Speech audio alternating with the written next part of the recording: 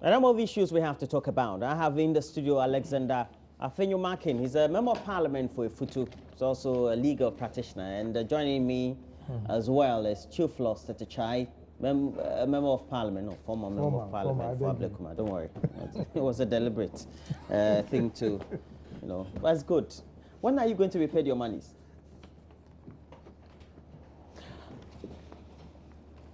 What is it? Right. What did you say? All right. So let's look at this. We know in Parliament there's an ongoing issue about a bribery scandal, and as a result of that, the Speaker has constituted a committee. That's appropriate, is that not it, Mr. Afenyo Markin? Well, the rules of the House provide that in situations of public interest, in matters of this nature, is of public interest, the House should constitute a committee to look into it. Of course, the rules of natural justice so permit that when allegations are made, affecting parties must have the opportunity to be heard or to say their side of the story. And generally speaking, our criminal jurisprudence also allows for a person to be heard. So constitutionally and within the remit of our rules of engagement as a House, I do not think that Mr. Speaker, and for that matter, the House did anything wrong. They've been given a time frame to do their work, and I'm sure that at the end of the day, they would come out with their report and this matter will be put to rest, finally. And so we have a constituted committee, very appropriate. What do you make of the membership of the committee in itself to, I don't know whether to look into or to investigate the subject? Yeah, as my good morning to your cherished viewers. As my colleague did indicate, yes, it is within the ambit of Parliament to ensure that the right things are done. And so, therefore, when allegations are made against members of the House, it is appropriate that the House itself look into the issue.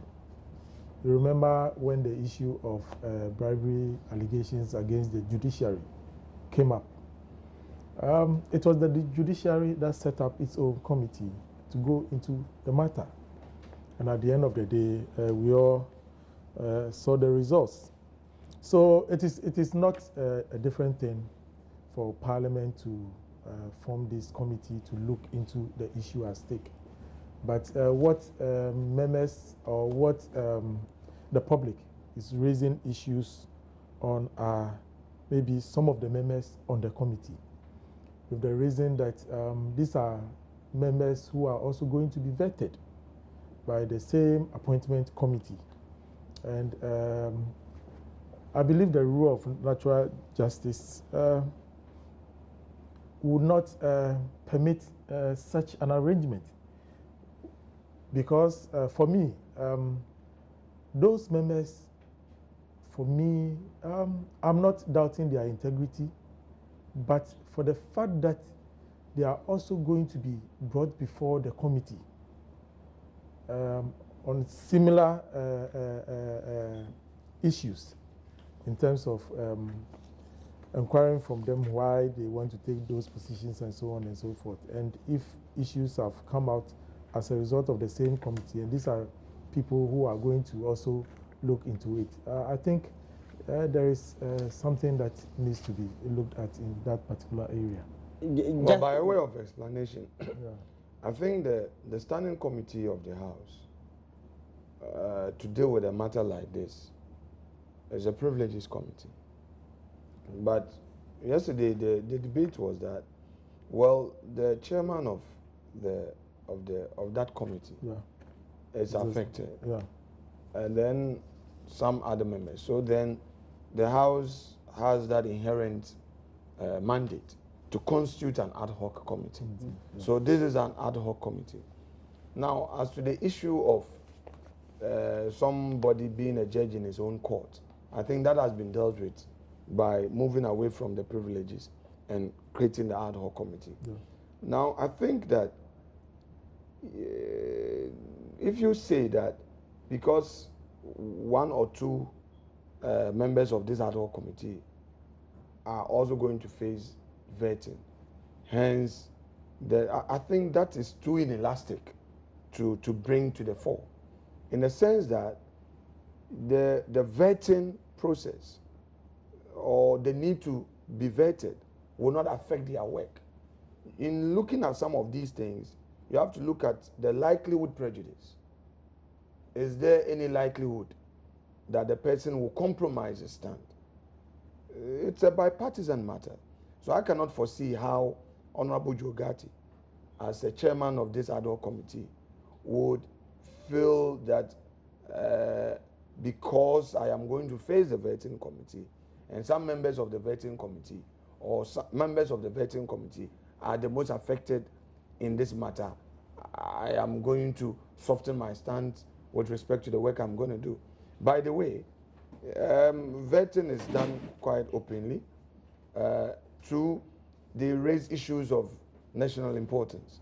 So I do not see the correlation, and there should be no fears at all.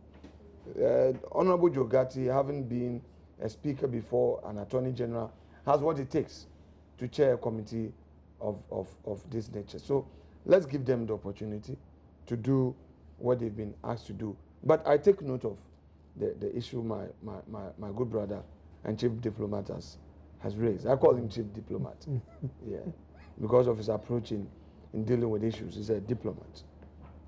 There's speculation that there seemed to have been a crack in the leadership of the minority in Parliament. What do you make of this in the milieu of all that has happened so far? Well, that assertion can be possible in the sense that, you see, the way Parliament works on various sides, it is the leadership that controls members. And the chief whip is the welfare officer. He is the one that keeps members in check. So therefore, before a member comes out to say certain things that is not the position of either the minority or the majority, it means therefore that there has not been that cordial relationship. Because when matters are of importance are to be brought to the fore, we normally consult our leadership on some of the issues, and they give us the opportunity to air those views. Because it shouldn't be a surprise on the leadership. So I believe that for some members of the committee coming out saying different things, whilst the leadership is also saying different things, it means there has not been that collaboration or cordial relationship. And it can be an issue that we need to look at. Beyond the subject of having some deep collaboration across the fronts, the reputation of Parliament also in some level of jeopardy concerning that is an issue of monies being taken or not, or whether those allegations will stand or not. Well, generally put, any institution that finds itself in a situation like this would have a cause to worry, generally put.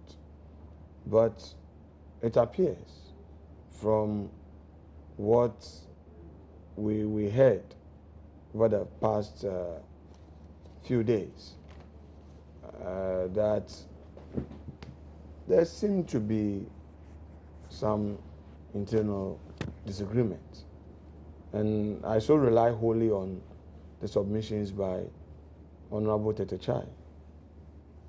That is, under normal circumstances, we've been trained to work with our leadership.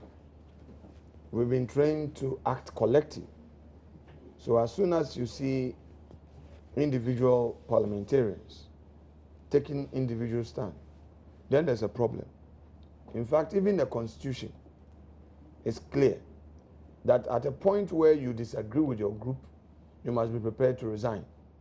So sometimes when people say MPs are not independent, MPs are always toeing line and following the whipping system, I laugh. I said, yes, because perhaps these people are not reading the Constitution. When I heard Odikro talking about MPs not performing and somebody hasn't spoken before, particularly when we're in opposition, I sympathize with our friends on the majority side. Most of the times, you had men of quality. But hey, the whipping system is like that. You can't speak your mind. That is your party position. They say only 3 people should speak. If you want to be rising up there and there, they will look at you. You want to disrespect the others. You want to speak. Really? Be careful. And it's the Constitution, not that individuals' whims and caprices. Why? It is all these safeguards are in place to guide how things are done, especially when we all agree that this game of politics is perception driven. If, for instance, today, as we speak here, sit here, Roland, I'm unable to answer a single question or a simple question rightly, it becomes a news, and Afenyo Markin says it, then it's like the government position. So as politicians, I think there is that care that, look, let's navigate carefully. Let's make sure all people are in line. There are times that you may want to speak. I remember, I'll give you an example. I remember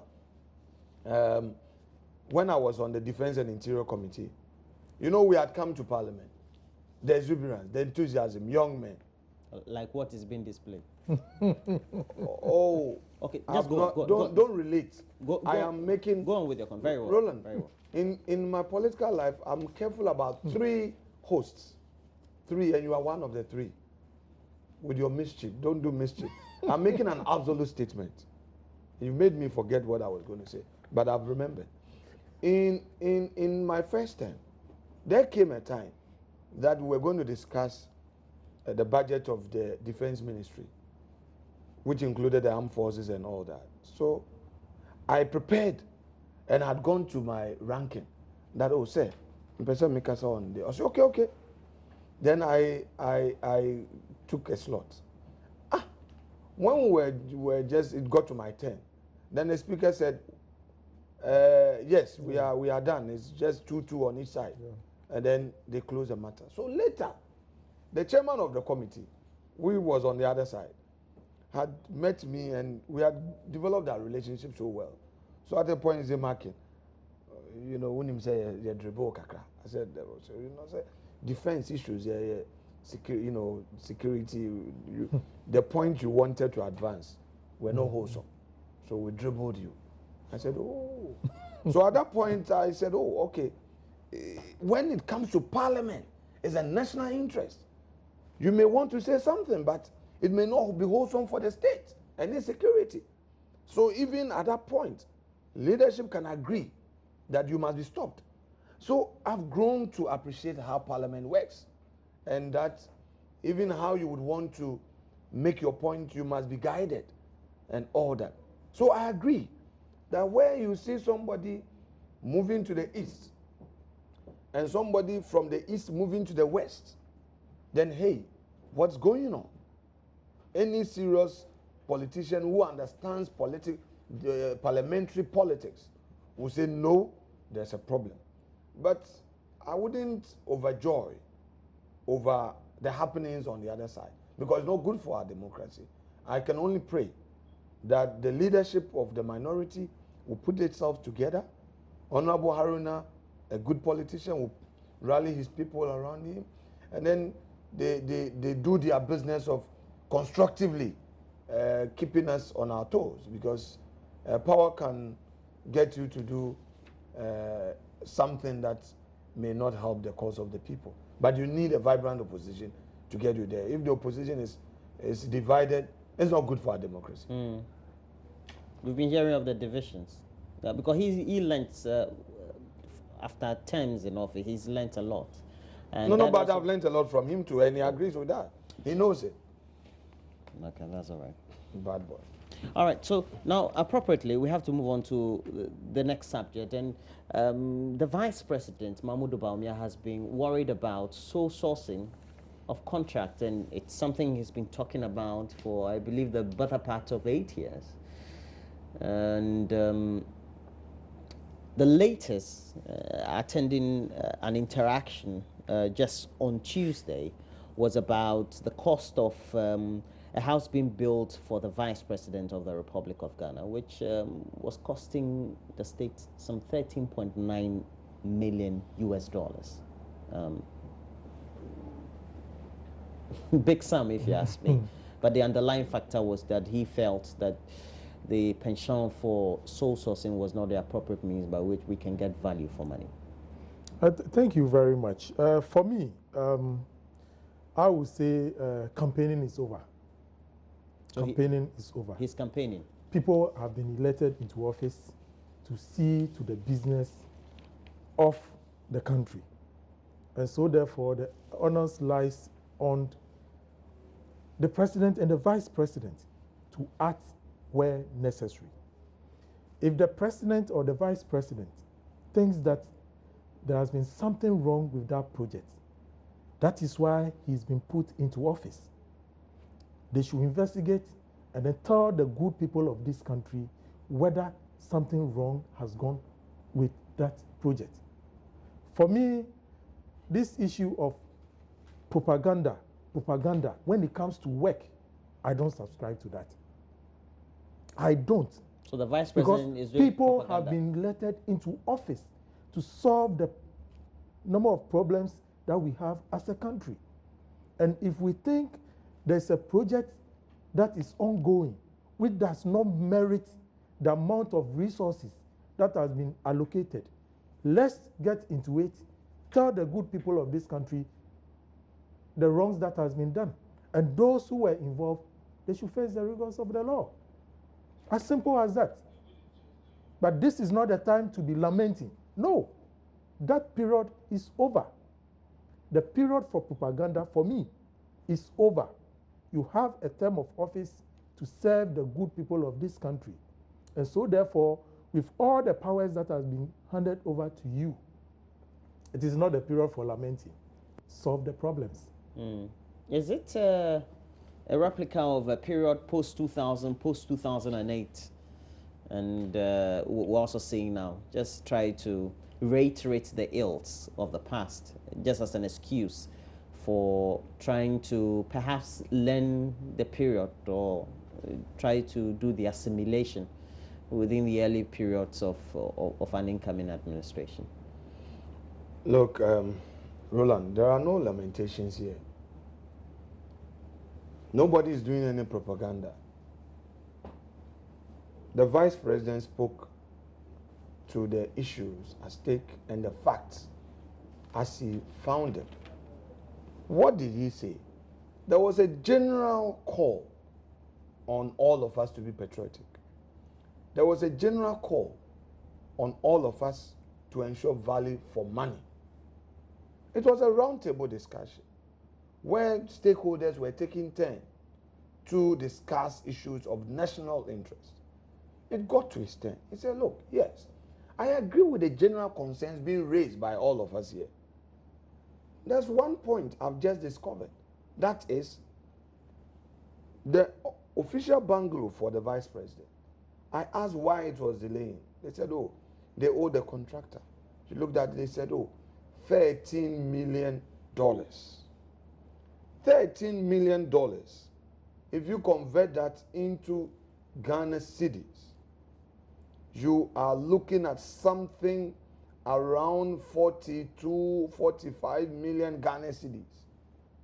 It is not cheap money. So if you are saying that that amount is merely constructing a bungalow and that it went through sole sourcing, it's a problem. And you don't need to tell me that by saying it, I'm doing propaganda. Look, sole sourcing has a problem. And if we over-rely on sole sourcing, we would create problems for our country. You go to Kumasi Airport, runway, extension, aeronautical lights, we are told 29 million. No other infrastructure. And not that somebody is telling me, I have been there. The old building, that has been there for 20 years. There was no painting. Nothing was done. I went round.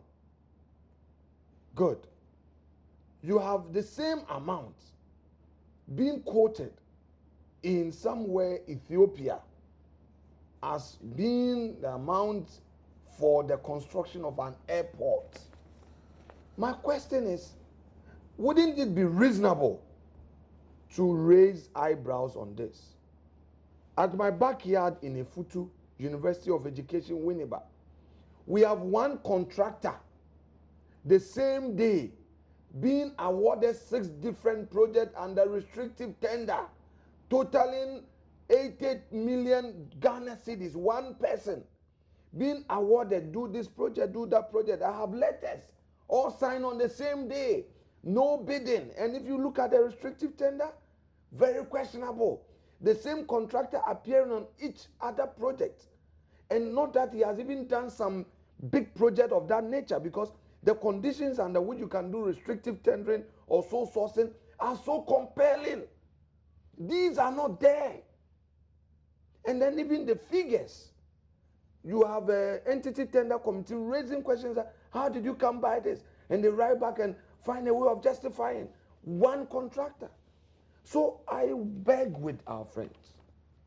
It isn't that when you raise questions, you want to do propaganda. I'm sure that when the questions are raised, opportunity should be given for one to get into it. Authorities must look at it. But it is not enough to say that, oh, as soon as you raise it, you are doing propaganda. After all, what is governance? Governance is to review what you've met, put in your own vision, and do it better. Well, people say you mentioned it to get mileage and to buy time. Well, that is their opinion. But if these are the real facts, aren't they worth being mentioned? Unless these facts are not verifiable facts, unless these facts do not exist and it is being cooked. But once they exist and one can point to these facts, are we not to discuss it? So let's not rush into thinking that, oh, somebody is doing propaganda. Didn't you find it curious that just after losing election and within transition period, and we have a transition act, almost all the public institutions were suddenly doing recruitment? Weren't all these things curious? That after elections and the transition act provides that you do handing over a month to elections, and after that you also give the program of activities, your projections. We have no handing over notes. You don't even state your projections in your handing over notes. Yet, almost every state institution, those public institutions that were commercial in nature, were also doing, Cocoa Board was doing it, Commercial Bank. Suddenly, DVLA, you look at the figures, you ask yourself, who was up to something? And you think that the new government must not ask questions? I will be surprised. You see, Very well. that is why I have always said that, look, it is not about propaganda. I was the former chairman for the Roads and Transport Committee. DVLA started recruitment as far back as July. You see, governance is not a one-day thing. If my colleagues are refusing to understand, let me make it clear to them. Governance is not a one-day thing. It is continuous. When institutions are recruiting, they start recruiting.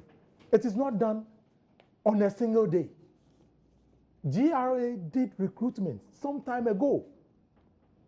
Have they employed those that they've recruited? No, because they want clearance from the finance ministry. Okay?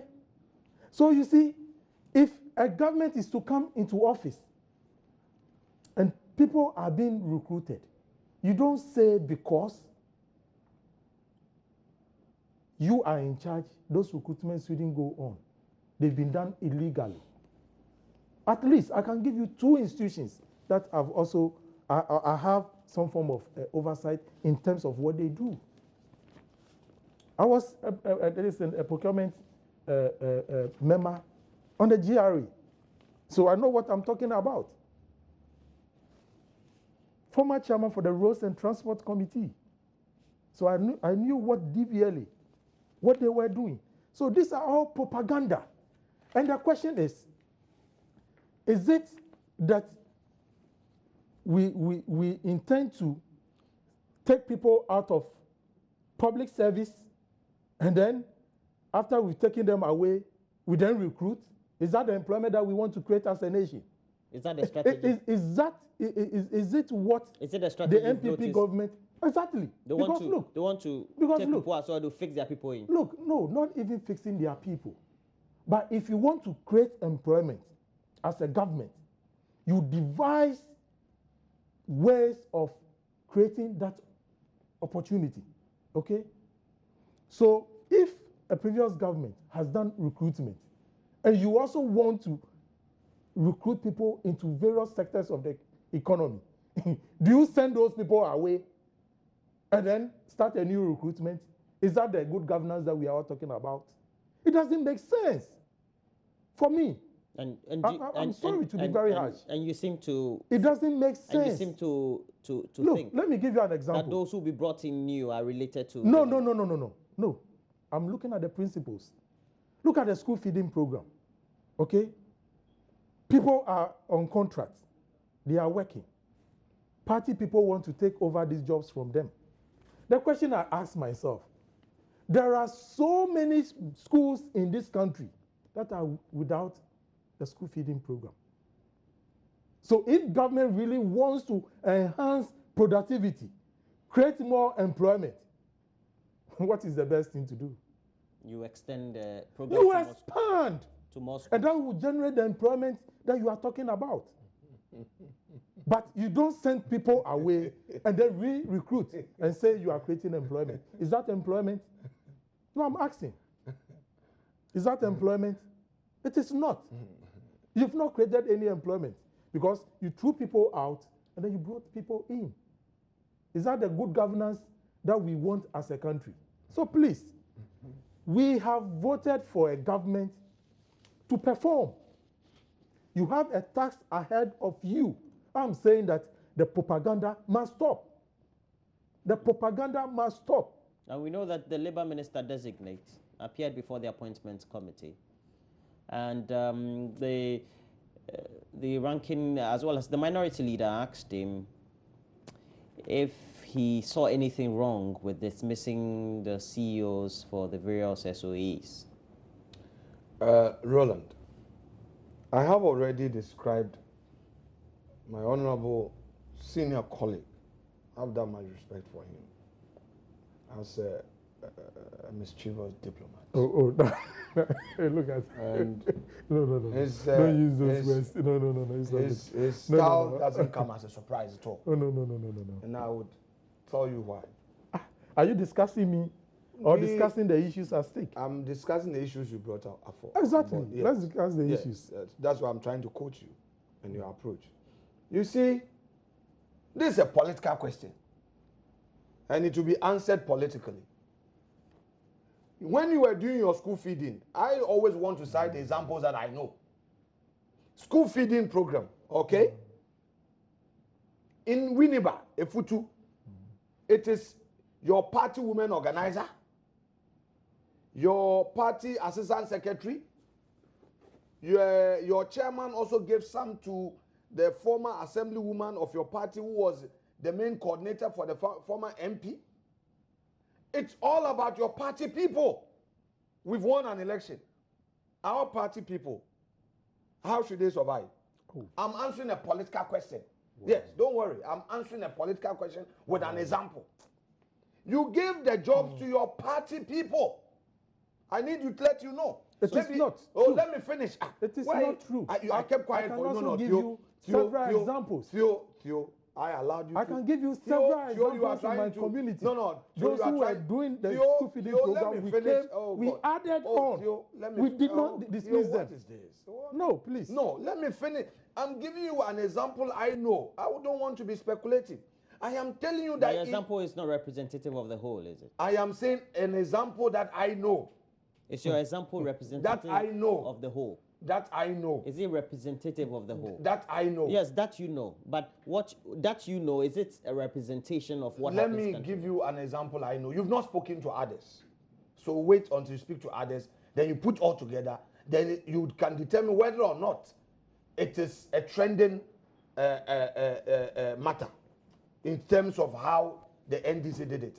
So I'm saying that there is a political matter here, which is school feeding in a Futu is managed entirely by the NDC party activists, and they are known. It's not that they are apolitical, they are known. 2, you go to National Health Insurance. For instance, the NDC came, the manager, the health insurance manager, he was our assistant secretary, they sacked him. So you also put your political people there. Please, can I finish answering? Don't approach it that way. I am giving you, he said something on good governance. Let me answer it accordingly. I beg you with respect. They sacked him. They used BNI to chase him. Yes, I was his lawyer. I'm telling you what I know. The claims manager or officer was also sent to BNI. And that one, the NHIS one, it was across the country. They booted all of them out. I come to NADMO. NADMO, I know that the NADMO officer in Winneba at the time, he was from Senya. He was an MPP activist. I know. So they removed him? They removed him. They put NDC there? They put NDC there. As we speak today, if you go to the NADMO office in Winneba, they are all NDC boys. Okay. They are known. So you'll be sacking them? I have not said so. I'm saying that they are all NDC boys. Forestry, all NDC boys. The Youth Employment Agency. Forestry Commission. Forestry Commission. There's a Youth Employment unit there, full of their party boys. I am telling you that even Maslock, let me tell you about Maslock. It was disbursed partisanly because Maslock, at least, as a member of the finance committee, when the lady appeared before us, so could we put in proposals? When they also came, they also said the other Maslock, the first one was dispersed. Don't worry, let me make my point in absolute terms. That Maslock was disbursed through a party candidate, their candidate in a Futu, their candidate for the 2016 elections. All right? He was the one. He was not a candidate then? No, he was a candidate, yes. They disbursed it through him. And it was a party affair with their party paraphernalia. Party woman organizer was the one who was writing names. When it even came to the No Yelites Leap, where as a member of parliament, I was even lobbying and they had written to me. And the No Yelita came to Winneba to even register health insurance for the vulnerable. It was a party affair. I was not invited. They only recruited their party people. And then when it came to disbursement of LEAP, they wrote their party members their names. They were good because it was party executives who were going around with their names. I am telling you that you have, let me finish. You see, don't rush. I've not finished. Unless the man wants to close the program. Let me finish. Contract awarding. I've given you the University of Education one. The contractor is an NDC. Yes, of course. He's an NDC. I am telling you so. I say so. Afenyo Markin, I say so. What position does he hold? Hold on. Sparks Ghana Limited. He's a financier. Roland. Are you saying he's a financier? He's a party financier and a party member. Roland. Sparks? Yes. What did you say? That's the name of the company. Sparks Ghana Limited. He's one? Sparks. That's the name. SPAKXX. SPARKXX. The company is... That's the name of the company. Sparks Ghana Limited. That's the name. Sparks Ghana Limited. Given how many contracts? 4 contracts totaling 82 million. The same day. Ghana City. Different projects, yes. And these are huge infrastructure. Some to be completed in 2 years, some 8 months. Has he executed them already? He has not. He has not. So you are going to cancel them? I haven't said so. I am telling you our curiosity. Our curiosity that the same day, 7 November, and we are told that they needed to get money to fund the campaign. So the vice chancellor and the finance officer had to quickly do restrictive tender and award this contract. So you're saying the vice chancellor is also in the soup? Of course, he signed the letter. He signed it under those conditions. He signed it. I have copies of the letter. Will he also be replaced? I don't know. I am telling you that the vice chancellor signed these letters under very questionable circumstances. How do you award one person the same day? We have over 20 contractors, and if there's another one, they awarded 42 million contract to him. When the tender, they said open tender, and it was so curious that nobody even put in a bid, because they, at the end of the day, they did the procurement said that nobody will come in. I am telling you that. So for all the things that you said, I am telling you that. Is that a justification for all the things that are happening? I am telling you that we are not talking about something happening. You started this thing on what Dr. Baumia said. And I'm telling you that for these things that we are seeing, when we express concern on them, we have grounds to express these concerns. I am not talking about what somebody is doing. I am telling you about the question you asked. How somebody would say this, that, hey, $30 million for Vice President Bangalo, and he's saying it's propaganda. I'm telling you that these are not propaganda, but they are set of facts that are verifiable. And I'm here, sitting here and say, go to University of Education. If you like, let me give you the pack of documents. You said the company again is... I've said it time and again. You see, the issue here. For example, SO is... Yes, exactly. SO, Cocoa Board boss. You see, the question is... MPA. He related it to the National Health Insurance Scheme at our time. And he was saying that those that were removed, they were being investigated. He said it. Okay? Not that they had not committed any crime. Okay. And the government just... that's what he said. But those are just surreptitious means of just hounding them and hunting them out of office. You see, I've always said that, look, this country, if we all believe in good governance, we should do the right things. We started from the wrong footing, yes, but it doesn't mean that that should be the norm. Because if that should be the norm, then we shouldn't even come here and complain about those things. So if the NDC comes again one day, they will retaliate? That is, if we all agree that it is the norm. I'm asking you. No, for me. For good governance, I will never accept that. And I started that even when I was a member of parliament. I did not allow the youth in my constituency to take over public property. Yes. Because a change in government does not mean that people should be sacked from their jobs. And then you come back and then you tell the same people that you are going to create jobs. Does it make sense? It doesn't. But when people do wrong, yes, you punish them for the wrongs that they've done. And each and every one of us will accept that.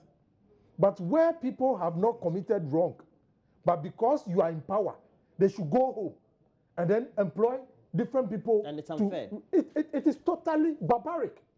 This is not the good governance that we are talking about. Is what? You said it's what? Totally. Roland, the man has said barbaric, and you are saying that it is what? What is this? Now we have to go to Parliament, and we know that after the rains, we witnessed some scenes. So we'll bring you some pictures, and then we'll make some commentary, and we can wrap up the discussions. So.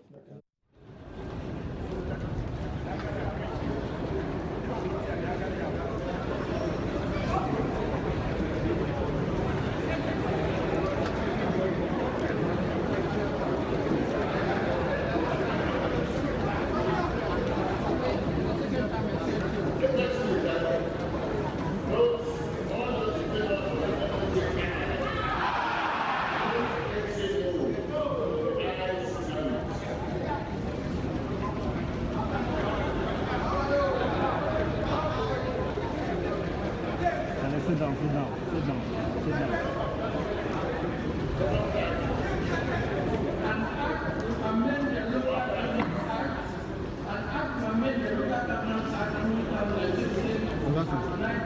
Do like you are using the bucket to fetch the water.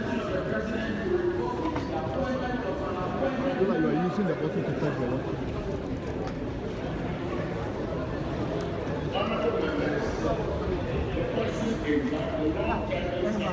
Make my face no come inside.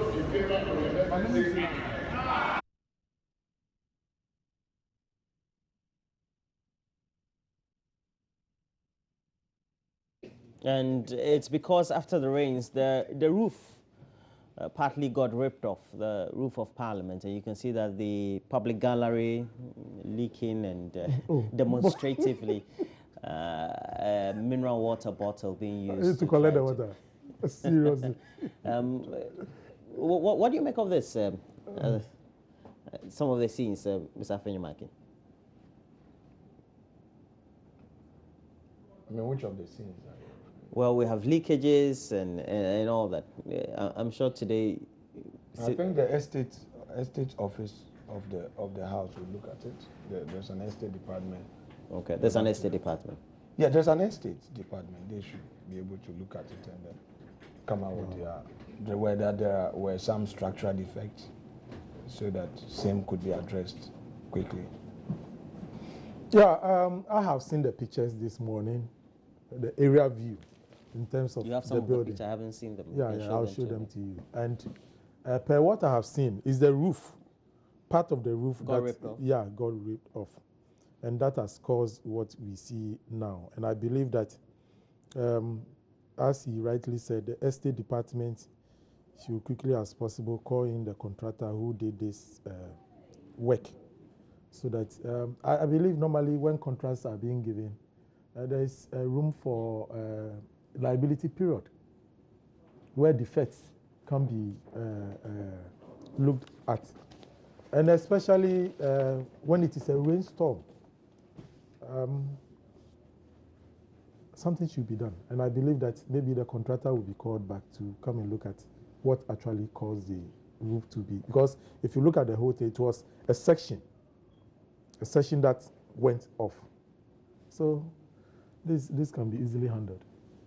Well, thank you very much. My two guests for the morning, Alexander Afenyo Markin. He's a member of parliament for Futu and also a legal practitioner, and Theophilus Tetechai, a former member of parliament for Ablekuma Central. Thanks for joining me, the two of you. It's been a pleasure having you. We're taking a break. When we come back, we'll have a lot more for you on the show.